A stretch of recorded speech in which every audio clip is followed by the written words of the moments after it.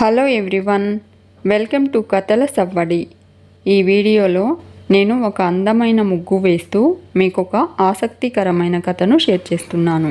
సిద్ధార్థ్ ఇంట్లో ప్రేరణ dining table దగ్గర అందరికీ వడ్డిస్తూ ఉంటుంది.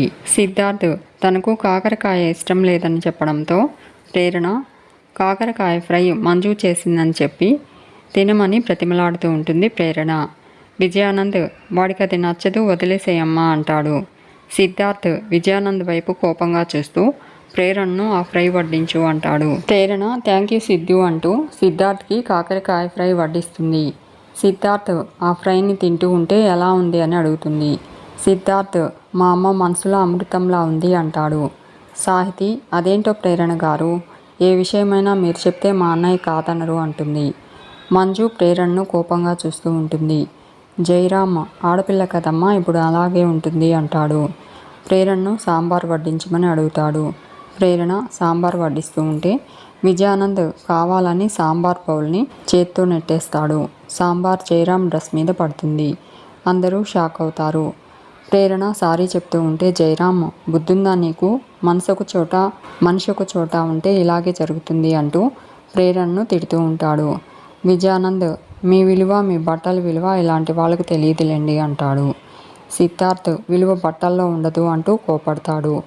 శైలు జయరామ్తో నాన్న సాంబారే కదా పడింది, ఇంత చిన్న విషయానికి గొడవ ఎందుకు, వదిలే నాన్న, తను నా ఫ్రెండే అంటుంది. జయరామ్ బట్టలు పాడైపోయాయి కదమ్మా అంటాడు. శైలు ఉతుక్కోవచ్చులే నాన్న, మినిస్టర్వి, అవసరమైతే డ్రై క్లీనింగ్ ఇవ్వచ్చు అంటుంది. జయరామ్ నువ్వు చెప్తే ఓకే అమ్మా, పైగా నీ ఫ్రెండ్ అని మర్చిపోయానమ్మా అంటూ ప్రేరణతో నువ్వు ఏమీ అనుకోకమ్మా అంటాడు. మీరు తినండి, నేను వాష్ చేసుకుని వస్తాను అంటూ వెళ్ళబోతూ ఉంటే విజయానంద్ నేను వస్తాను అంటాడు. జయరామ్ అక్కర్లేదు, వాష్ చేసుకోవడం నాకు తెలుసు, ఎందుకు తింటూ లేవడం అని చెప్పి వెళ్ళిపోతాడు. మంజు ప్రేరణను కోపంగా చూస్తూ మనకు రాని పనుల్లో దూరడం కాదు, చేయాలనుకున్న పని తెలుసుండాలి, మన చుట్టూ ఉన్న వాళ్ళ విలువ గుర్తించాలి అంటుంది. ఇక జయరామ్ శైలు బయలుదేరుతూ ఉంటారు. మంజు శైలుకి గిఫ్ట్ ప్యాక్ ఇస్తుంది. జయరామ్ విజయానంద్తో ఏంటయ్యా ఇది అని అడుగుతాడు. విజయానంద్ మా ఇంటికి మీలాంటి పెద్దవాళ్ళు వచ్చినప్పుడు రిటర్న్ గిఫ్ట్స్ ఇవ్వడం అలవాటు అంటాడు. జయరామ్ మంచి అలవాటు అంటూ నీ రిటర్న్ గిఫ్ట్కి నన్నేం రిటర్న్ గిఫ్ట్ అడుగుతావేమో అని భయంగా ఉందయ్యా అంటాడు. శైలు కుమార్ని గిల్లి వెళ్ళిపోతూ ఉంటే కుమార్ పెద్దగా అరుస్తాడు. జయరామ్ ఏమైందయ్యా అని కుమార్ని అడుగుతాడు. కుమార్ దోమ సార్ అంటాడు. జయరామ్ చంపేశావా అని అడుగుతాడు. కుమార్ చంపేశాను అంటాడు. శైలు కుమార్కి బై చెప్పి జయరామ్తో వెళ్ళిపోతుంది. ప్రేరణ సిద్ధుకి బై చెప్పి వెళ్ళిపోతూ ఉంటే మంజు గిఫ్ట్ బ్యాగ్ తీసుకుని వస్తుంది. ప్రేరణ ఇప్పుడు ఈ ఫార్మాలిటీస్ ఎందుకండి, వద్దు అంటుంది. మంజు ఫార్మాలిటీస్ అనేవి పరాయి వాళ్ళకే ఉంటాయి, అయిన వాళ్ళ విషయంలో ఉండవు. ఇందాక మినిస్టర్ కూతురికి ఇచ్చాను కదా, వాళ్ళు కూడా పరాయి వాళ్ళే కదా, కానీ చుట్టచూపుగా వచ్చారు, తిన్నారు, వెళ్ళారు. వాళ్ళకి ఒక బార్డర్ ఉంది, ఆ బార్డర్ని అందరూ మెయింటైన్ చేయాలి అంటూ పర్వాలేదమ్మా తీసుకో అంటుంది. సిద్ధార్థ్ ప్రేరణను తీసుకోమంటాడు. ప్రేరణ ఆ బ్యాగ్ తీసుకుని థ్యాంక్ యూ అంటుంది. విజయానంద్ సిద్ధుగాడు వెళ్ళిపోవడానికి, మంజుకి కొడుకంటే అసహ్యం పుట్టడానికి, సిద్ధుగాడికి ప్రేరణకు దూరం పెరగడానికి ఇదే కరెక్ట్ టైం అనుకుంటాడు. ప్రేరణ సిద్ధార్థ్కి బై చెప్పి వెళ్ళిపోతూ ఉంటే విజయానంద్ ఆగమ్మ ప్రేరణ అంటాడు.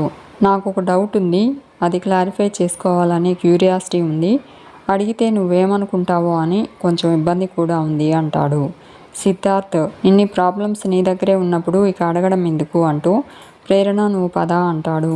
ప్రేరణ వెళ్ళబోతూ ఉంటే విజయానంద్ అమ్మ హోల్డ్ అంటూ సిద్ధార్థ్తో సిద్ధు ఎందుకు అని నువ్వు అడిగిన దానికి నా దగ్గర సమాధానం ఉంది, నీ మీద బాధ్యత ఉంది, నీ మీద మీ అమ్మకు నాకు ప్రేమ ఉంది, నీ భవిష్యత్తు పట్ల ఆశ ఉంది, నీ జీవితం బాగుండాలనే తపన ఉంది, ఆ జీవితం దారి తప్పుతుందేమో అన్న బెంగ కూడా ఉంది, ఆ బాధ్యతలోంచి పుట్టుకొచ్చిందే ఈ ప్రశ్న నీకు కాదు, ఆ అమ్మాయికి అంటాడు.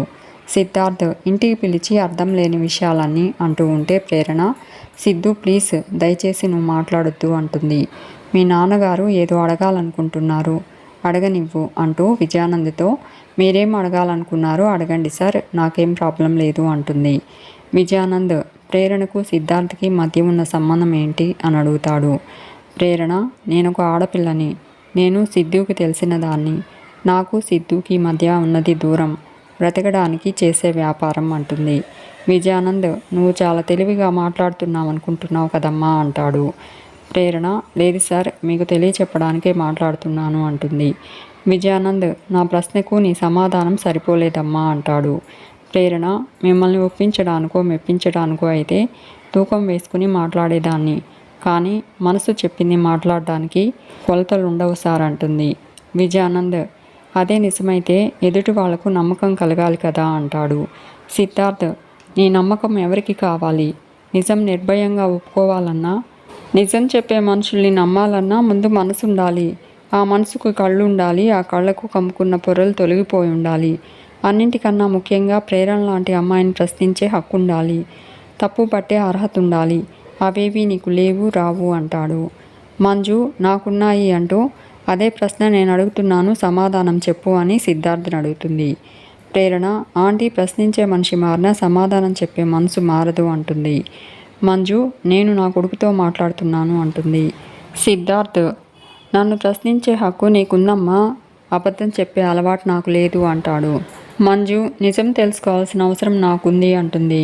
సిద్ధార్థ్, అబద్ధం నిజం చేసి చెప్పడానికి నేను ఆయనలా పచ్చనోట్లు తిని పెరగలేదమ్మా, నీ చేతి ముద్ద తిని పెరిగాను. నన్ను అనుమానిస్తున్నావా అమ్మా అని అడుగుతాడు. మంజు, నేను అనుమానపడడం లేదురా, నా కొడుకు విషయంలో జాగ్రత్త పడుతున్నాను అంటుంది. సిద్ధార్థ్, జాగ్రత్త పడడానికి, తొందరపడ్డానికి, నీలో నువ్వు అబద్ధాన్ని నిజమని నమ్మి మదన పడ్డానికి నీ ఎదురుగా ఉన్న మనిషి వ్యక్తిత్వం లేనిది కాదమ్మా, ఆత్మాభిమానం గల ఆడపిల్ల అంటాడు. మంజు, అంత ఆత్మాభిమానం ఉంటే హద్దులు కూడా ఉండాలి. ఆ హద్దులు నాకెక్కడా కనిపించలేదు అంటుంది. సిద్ధార్థ్, ఒక ఆడపిల్ల పెట్టుకున్న హద్దులు తల్లివైన నీ కంటికి కనిపించలేదు అంటే అవతలి వాళ్ళు హద్దులు తెలియని వాళ్ళు కాదమ్మా. ఈయనగారు చాలా తెలివిగా తన మాయమాటలతో నీ కళ్ళకు గంతలు కట్టారు. ఆ మాటలన్నీ నువ్వు భగవద్గీతలా భావించావని అర్థమవుతుంది అంటాడు. మంజు, అవునరా, ఆయన మాట నాకు వేదమే. నువ్వు పరాయి అమ్మాయి వ్యక్తిత్వం గొప్పదని ఒక పుస్తకం రాయొచ్చు. సంబంధం లేని మనుషుల ఆత్మాభిమానాన్ని కీర్తించవచ్చు. అవతలి వాళ్ళను వెనకేసుకుని రావచ్చు. అనవసరమైన వాళ్ళను నమ్మొచ్చు.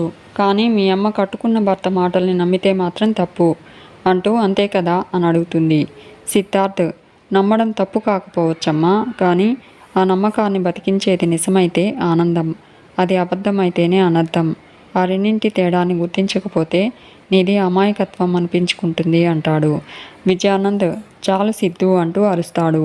నువ్వు నీ కన్న తల్లితో మాట్లాడుతున్నావన్న విషయం మర్చిపోతున్నావు అంటూ ఉంటే సిద్ధార్థ్, ఆ విషయం నువ్వు గుర్తు చేసే స్థితిలో నేను లేను అంటాడు.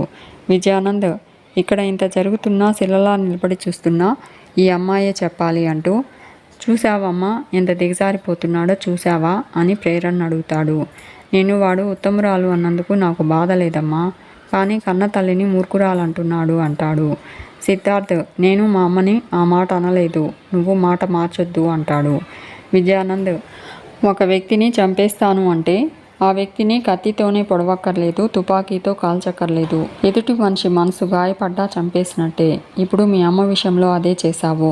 నీ ఆవేశం వెనక ఉన్న తీవ్రతను గమనిస్తే అమాయకత్వం అన్న మాటతో పాటు మీ అమ్మది మూర్ఖత్వం అన్నట్టే కదా అంటాడు.